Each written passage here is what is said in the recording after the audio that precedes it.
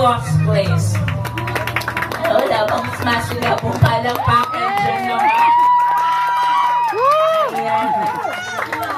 So once again, ayan, tayo ka muna, Miss Eliza. What can you say to your friends and visitors, especially to your family members tonight? Be.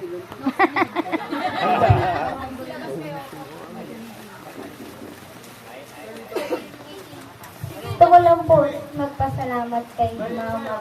Saka sa lahat po ng dumalo ngayong gabi. Maraming salamat po.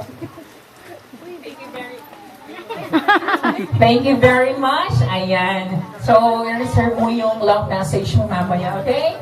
And of course, ang kapag mo naman.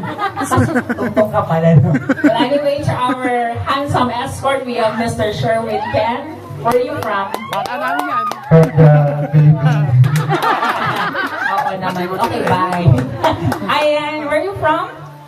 Top. Yeah. Okay, so how is your feeling tonight as her escort?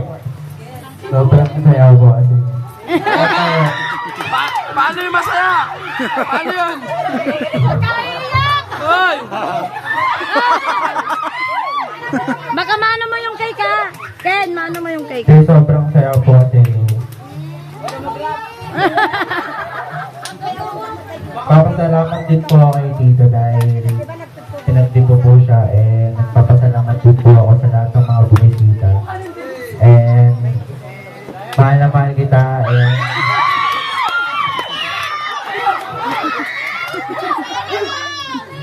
sana huwag ka nang tumakin araw-araw. Salamat po. Sabi ko, how's your feeling lang? Pakipagmamahal mo, sinabi mo na. Well, anyway, ayan palakpakan naman po natin. And of course, thank you for spending your time with Eliza tonight. Ayan, ano yung kiss? Ano yun? Kiss? Ay, akala ko tayo. Hindi. Silang dalawa. Joke lang yun, ito naman. Di ba may sustento naman? Kaya thank you very much, Mr. Sherman Ken. Palakpakan naman po natin once again. Okay, at this time, we're now proceeding to our 18 Blue Bills. Or as we all know, this is a treasures coming from the family members and friends of our lovely debutante.